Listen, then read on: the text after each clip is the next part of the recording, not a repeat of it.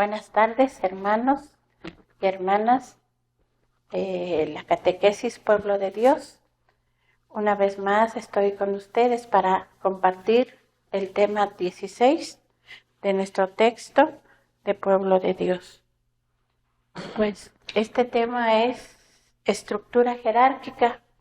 Bueno, espero que todas estén bien y se encuentren en sus casitas, haciendo su lectura diaria, su oración y sobre todo, ¿verdad? Estar en comunión con sus hermanas de comunidad, ¿verdad? Es bonito hacerles una llamada. Hola, ¿cómo están? ¿Se encuentran bien? Bueno, espero que en esta tarde que vamos a iniciar este tema estén todas atentas y pues bienvenidas hermanas y hermanos catequistas de la parroquia Santa María de Guadalupe en Bantí. Pues vamos a iniciar con la oración. Como ya sabemos, no podemos nosotros iniciar una catequesis sin antes ponernos en las manos de nuestro Señor. Ave María Purísima, en el nombre del Padre, del Hijo y del Espíritu Santo. Amén. Buenas tardes, Padre bendito. En esta tarde, Señor, te saludamos y te damos gracias, sobre todo por un día más de vida que nos regalas, por la salud, por todo aquello que has acercado a nuestros hogares, por tu divina providencia. Gracias, bendito Padre. Te alabamos, te bendecimos, te glorificamos. Y pues sobre todo, Señor, pido perdón personalmente por todo aquello que no haya yo hecho, por todo aquello que haya hecho y que no ha sido grato a tus ojos. Pues, Señor Jesús, en esta tarde te invitamos a que te quedes con nosotros, que envíes tu Espíritu Santo a cada uno de los catequistas, a cada una de las comunidades, a nuestra parroquia, sobre todo, Señor, a mí, para que en esta tarde bendita pueda yo ser ese instrumento que tú necesitas para compartir este tema a mis hermanos catequistas. Bendito y alabado seas, Señor Jesús. Te doy gracias infinitas porque me das este permiso para poder estar aquí en tu bendita presencia. Igualmente a mi Madre Santísima le sigo pidiendo por todos sus hijos, por todos sus hijos enfermos, pues para que ella siga abogando ante nuestro Padre, ante nuestro Señor Jesucristo, por todos los que están sufriendo esta pandemia, por todos los que han perdido algún ser querido, por todos aquellos hogares que están sufriendo esas pérdidas de nuestros hermanos que se han reunido con nuestro Padre Celestial. Pues gracias, Madrecita linda, porque sabemos que nos escuchas y porque sabemos que intercedes por cada uno de tus hijos. Y también, Madre Santísima, pues tú la llena del Espíritu Santo. Pide el Espíritu Santo para que ilumine esta tarde, esta catequesis, para que me ponga palabras en los labios para poder comunicarme con mis hermanos. Bendita seas, Madre de Dios, Madre nuestra. Gloria a Dios. Pues vamos a hacer nuestra lectura bíblica. Todas ahí en casita se ponen de pie, toman su Biblia y buscan la lectura. El día de hoy vamos a compartir Marcos capítulo 3, versículo 13 al 15. Habla, Señor, que tu siervo escucha. Subió al monte y llamó a los que él quiso. Cuando estuvieron junto a él, creó un grupo de 12 para que estuvieran con él y para enviarlos a predicar, con poder de expulsar los demonios. Palabra del Señor. Gloria a ti, Señor Jesús. Bueno, pues esta es nuestra lectura. La vamos a meditar un poquito. Ustedes ahí con sus hermanas de comunidad van a meditar esta palabra de Dios. Pues aquí vemos que el Señor Jesús dice que sube al cerro y llama a los que Él quiere para que estén con Él. Y dice que los envía a predicar y les da poder a cada uno de ellos, este poder de expulsar los demonios. Igualmente, a estos 12 apóstoles les da otros poderes especiales como para anunciar el Evangelio, como nos dice Mateo en Mateo 28, 18, 20. Todo poder se me ha dado en el cielo y en la tierra, por eso vayan y hagan que todos los pueblos sean mis discípulos. Bautícelos en el nombre del Padre, del Hijo y del Espíritu Santo, y enséñenles a cumplir todo lo que les he encomendado. Yo estoy con ustedes todos los días hasta que se termine este mundo. Palabra del Señor.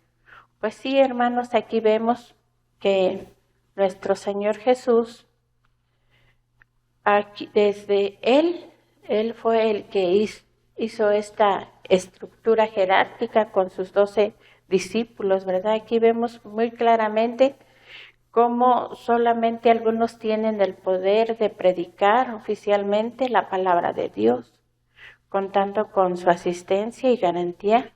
Cristo no dio el poder y la misión de predicar a todos los que quisieran. Por eso nuestra palabra de Dios dice que sube al cerro y llama a los que Él quiso. Pues sí, así la Iglesia Católica es fiel a la voluntad de nuestro Señor Jesucristo, su fundador, ¿verdad? Siempre ha reconocido a los sucesores de los apóstoles el derecho de enseñar con autoridad, estableciendo la verdadera interpretación de ese dato revelado. En realidad, Jesús aseguró acompañar hasta el fin del mundo la predicación de los apóstoles que se iba a realizar precisamente mediante sus sucesores. Bueno, también está ese poder de celebrar el culto de la nueva alianza. Ustedes recordarán que cuando Él en su última cena se reúne con sus apóstoles para celebrar la Pascua y la palabra de Dios nos dice que después tomó el pan y dando gracias lo partió y se los dio diciendo: este es mi cuerpo que se entrega por ustedes. Hagan esto en memoria mía. Después de la cena hizo lo mismo con la copa. Dijo: esta es la copa de la alianza nueva, sellada con mi sangre, que va a ser derramada por ustedes. Esto lo pueden ver en Lucas 22, 19, 20, ¿verdad? Bueno, nuestro Señor Jesucristo, al celebrar la cena, representa el centro del culto para el nuevo pueblo de Dios, hasta que Cristo vuelva. En 1 Corintios 11, 26 lo podemos encontrar, y esto se va realizando mediante los apóstoles y sus sucesores. En realidad, Jesús no dio el poder a todos los que creyeran en Él para realizarla. Esta enseñanza de Cristo es vivida al pie de la letra por la Iglesia Católica, lo que no pasa con otras iglesias o con otras sectas. La palabra de Dios nos dice en Efesios 2:20: edificaos sobre el fundamento de los apóstoles y profetas, siendo Jesucristo mismo la principal piedra angular. El muro de la ciudad tenía 12 cimientos y sobre ellos había los 12 nombres de los 12 apóstoles del Cordero. Eso lo vemos en Apocalipsis 21, 14. Bueno, a cada uno de los 12 apóstoles es cimiento de la iglesia. Entre ellos va a destacar Pedro, que tiene un lugar, ¿verdad? Que tiene lugar de Cristo, la roca o piedra angular, ¿verdad? Dice que a Pedro le cambia el nombre. Su nombre significa piedra, roca, ¿verdad? En este tema vamos a ver cómo se estructura la iglesia y en la estructura de las personas. Con este breve explicación a la lectura que hicimos, pues ahora nos vamos al tema, hermanitos. Pues ahora nos vamos a ir a nuestro tema de nuestro texto Pueblo de Dios. Es el tema 16, como ya les había dicho, estructura jerárquica. Lo vamos a encontrar en la página 51 de nuestro texto, en donde nos dice que en este tema veremos cómo se estructura la iglesia y en la estructura de las personas. Primero es el Papa, los cardenales, los arzobispos, obispos, vicarios episcopales, decanos, párrocos y vicarios. Quizás nos ha pasado, hermanos, que no sabemos qué diferencia hay de un obispo, de un cardenal o de un diácono o de un sacerdote. Muchas de las veces no tenemos muy clara cuál es la diferencia entre uno y otro. Por eso vamos a dar una pequeña y sencilla explicación de la jerarquía de la Iglesia Católica. En la línea de personas, en el orden sacerdotal, solo hay 3 grados básicos: obispos, sacerdotes y diáconos. Recordarán que ya en temas pasados ya hemos visto esto. Lo demás son títulos de honor que se otorga por la función que desempeñan. De esta forma entenderás mejor cómo está organizada y la próxima vez que veas a un miembro de la iglesia podrás identificarlo fácilmente. Vamos a iniciar por el Papa o Sumo Pontífice. Bueno, el Papa es un obispo, es el obispo de Roma. Además, es quien, siguiendo la sucesión del apóstol Pedro, tiene la misión de pastorear la Iglesia Universal. Es un cardenal que por medio del cónclave, que es la reunión secreta de todos los cardenales del mundo, es elegido por medio de la oración y asistencia del Espíritu Santo para ser quien guíe a toda la Iglesia. El papado es una función importante, pero en el orden sacerdotal no tiene nada diferente que cualquier obispo, y con el arzobispo no hay ninguna diferencia de uno con el otro. Es pastor supremo, y lo hizo también pastor supremo del rebaño con la misión de guiar y fortalecer a los hermanos en la fe. La lectura nos dice que después que comieron, Jesús le dijo a Simón Pedro: Simón, hijo de Juan, ¿me amas más que estos? Este contestó: sí, Señor, tú sabes que te quiero.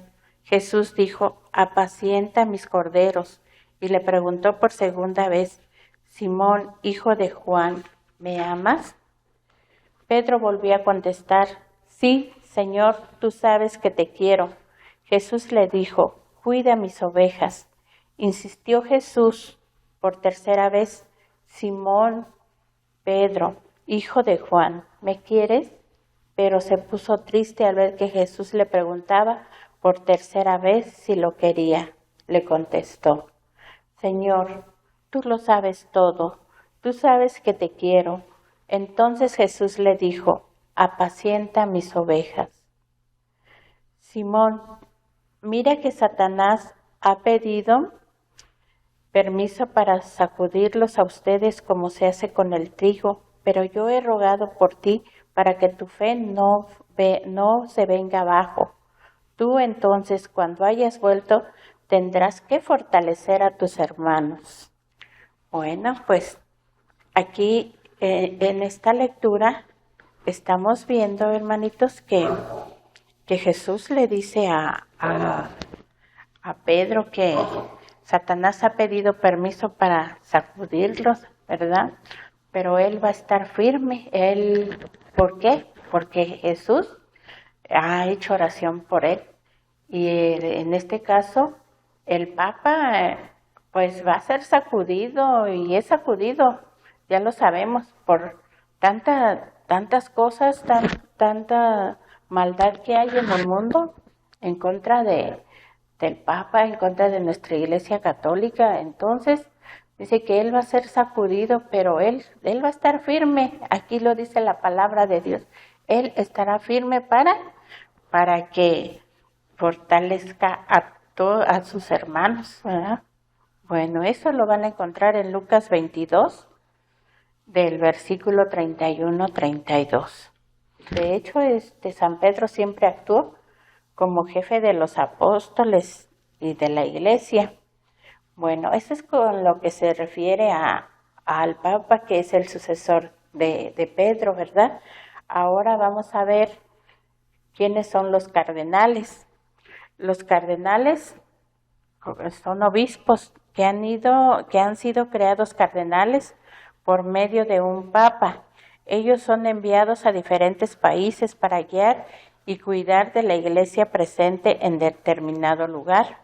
Los cardenales forman lo que se conoce como el colegio cardinalicio, que se reúnen con el papa para tomar decisiones pastorales y doctrinales o para elegir un sucesor de Pedro. Cuando hay sede vacante, es decir, cuando por alguna razón no tenemos papa en función. Bueno, eso es con lo que respecta a los cardenales. Son creados cardenales por medio del papa y ellos se van a encargar de guiar y cuidar las iglesias de un país, a diferencia que el Papa, él es de todos los países del mundo, ¿verdad? Aquí nos vamos a dar cuenta cuál es la función de cada una de estas personas, como nos dice aquí el libro, ¿verdad? El cardenal tiene sus signos, ¿verdad? Dice que el cardenal tiene el capelo cardinalicio, que es un sombrero rojo, que es la insignia de los cardenales de la Iglesia Católica, ¿verdad? También, como el Papa, ellos llevan un anillo, como los obispos también llevan un anillo. Los cardenales reciben este anillo como signo de su desposorio con la Iglesia de Roma y por lo tanto con la Iglesia Universal, al ser Roma la cabeza de las iglesias particulares, las diócesis, que son la porción más chica, que se divide la Iglesia para su administración y gobierno. El color rojo púrpura de sus ornamentos es por el color de los mártires. Significa que deben de estar dispuestos a dar la vida por Cristo y por su esposa, que es la Iglesia. Ahora vamos a ver a los obispos. La palabra obispo en griego significa inspector. Son sacerdotes elegidos por el Papa para ser consagrados como sucesores de los apóstoles. Ellos son enviados a las diferentes ciudades del mundo y se les encomienda el cuidado de una iglesia particular, que es una porción de la Iglesia Universal, y bajo la dirección y comunión con el Papa. Cuidan la pastoral, doctrina y moral de las diócesis y arquidiócesis que se les haya asignado o que se les ha encargado.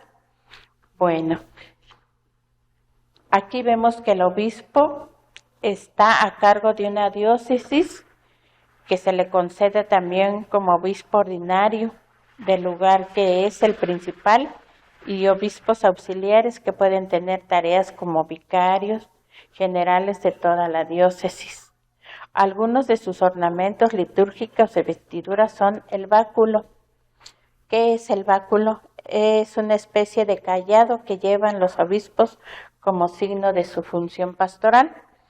El báculo pastoral viene usándose como distintivo del oficio de los obispos desde el siglo VII, por lo menos, como consta por testimonios de San Isidoro de Sevilla, pero es creíble que ya desde el siglo IV lo llevaban algunos obispos con dicho significado, según lo manifiesta algún texto de estos escritores de esa época.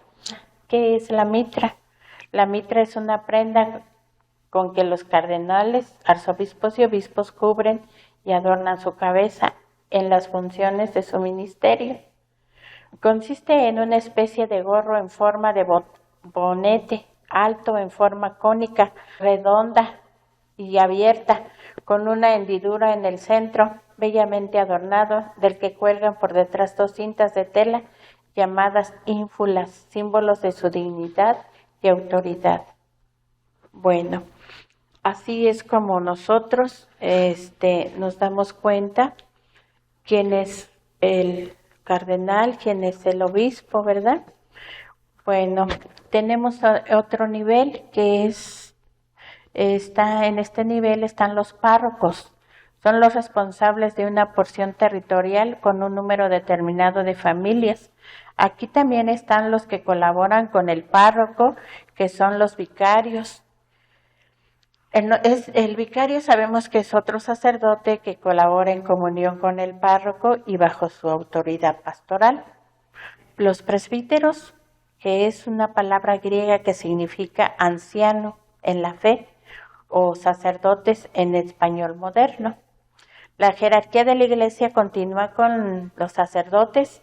Son hombres que luego de haberse formado por 9 o más años en un seminario o comunidad religiosa, son ordenados por un obispo. Ellos en comunión con el obispo y por ende con el Papa y la Iglesia Universal, pastorean una comunidad parroquial o cumplen con diversas funciones pastorales que les son asignados.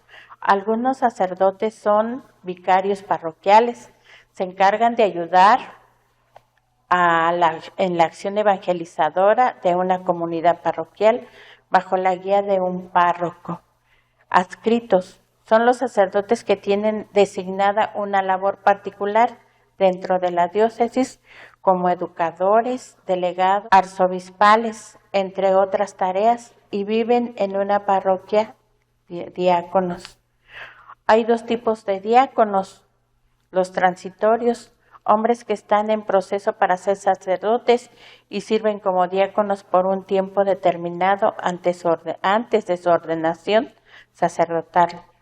Por otro lado, los diáconos permanentes son aquellos hombres casados que se forman para ser diáconos, pero no son ordenados como sacerdotes. Los diáconos son Cristo servidor. A ellos se le encomienda la labor pastoral y caritativa de la Iglesia, como la acción evangelizadora. Todos, desde el Papa hasta los laicos, formamos la Iglesia Católica y estamos unidos por la comunión.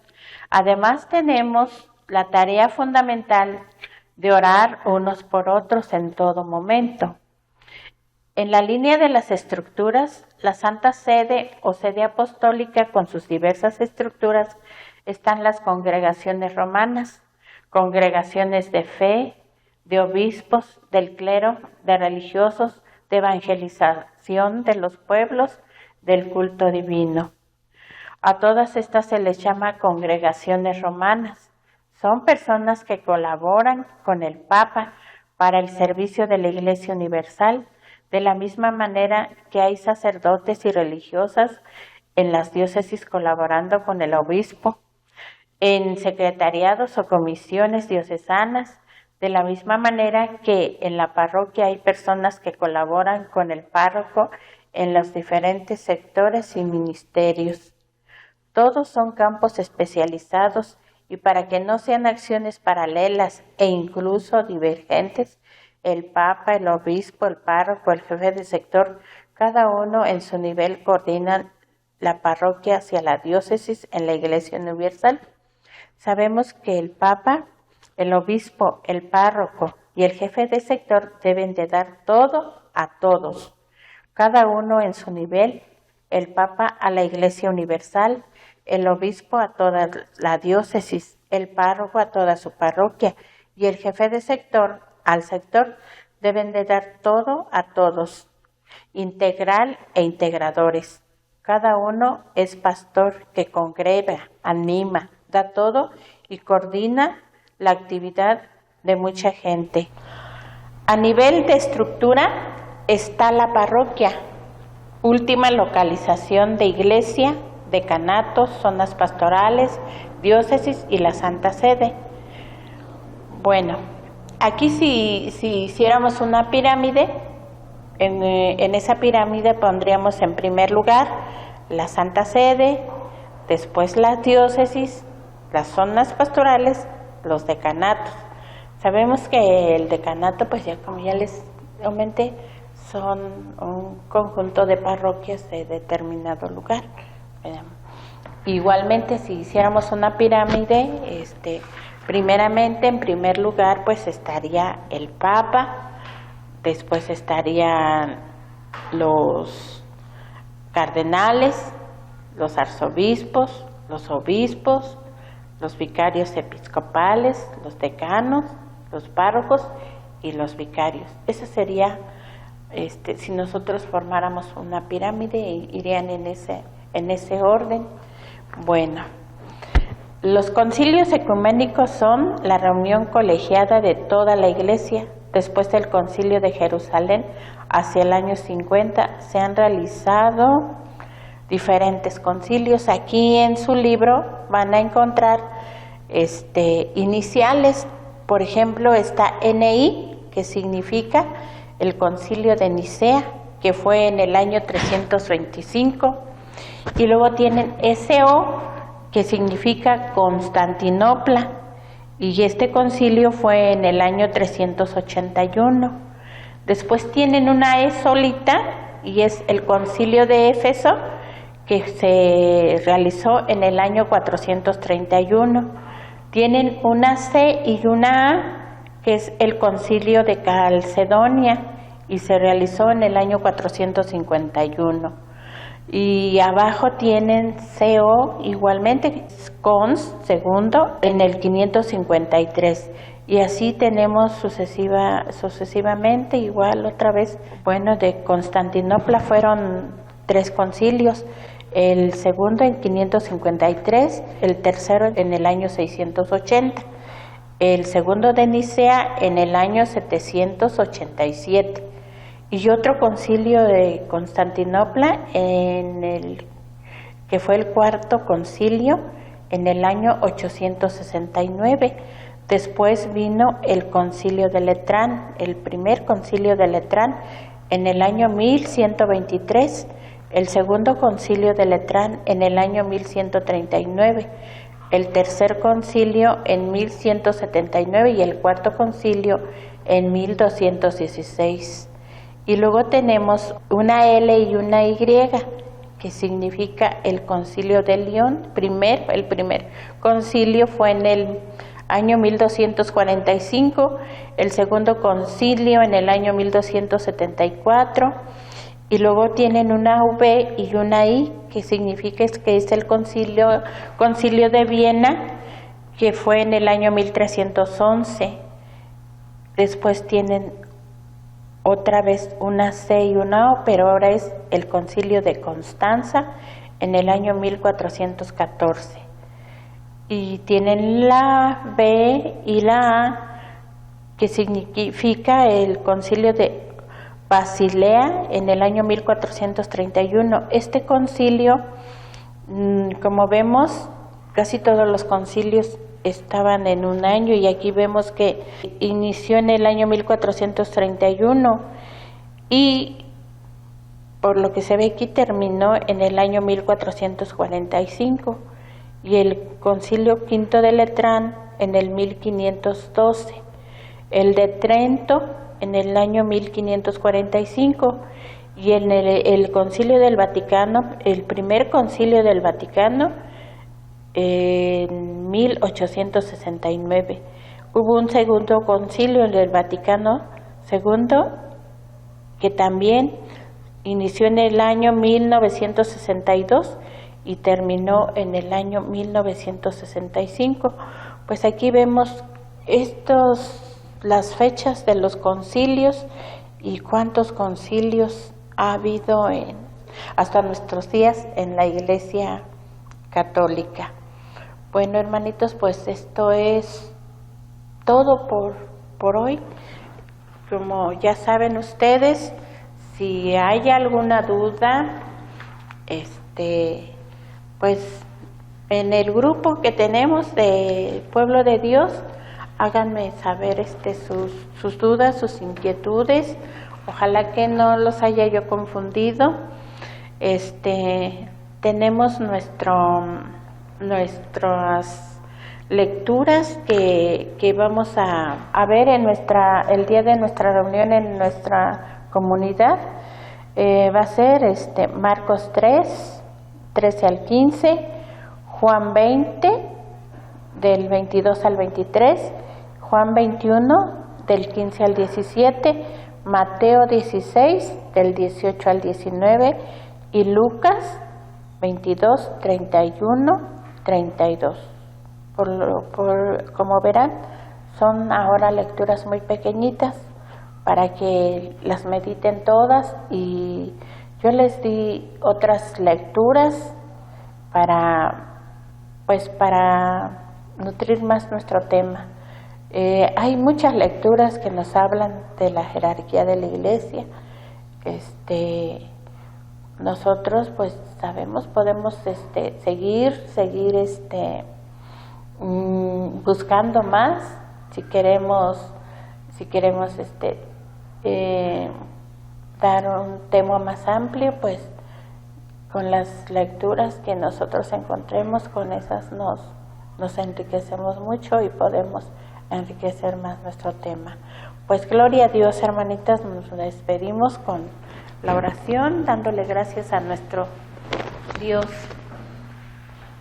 Padre por estos momentos que nos ha permitido pues estar en sus hogares compartiendo este tema.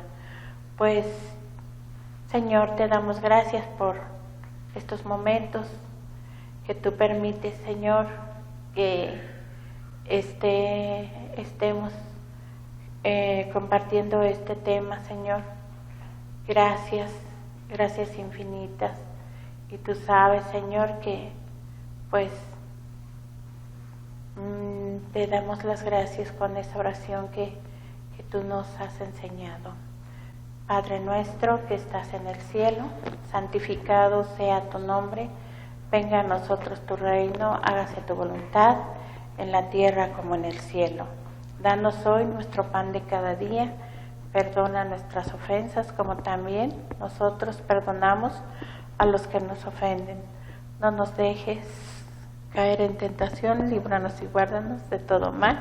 Amén. Igualmente nos consagramos a nuestra Madre Santísima. Oh Señora mía, oh Madre mía, yo me ofrezco enteramente a ti y en prueba de mi filial afecto me consagro en esta tarde y para siempre mis ojos, mis oídos, mi lengua, mi corazón, en una palabra todo mi ser, ya que soy toda tuya, oh Madre de bondad. Guárdame y defiéndeme como cosa y posesión tuya. Amén. Gloria a Dios.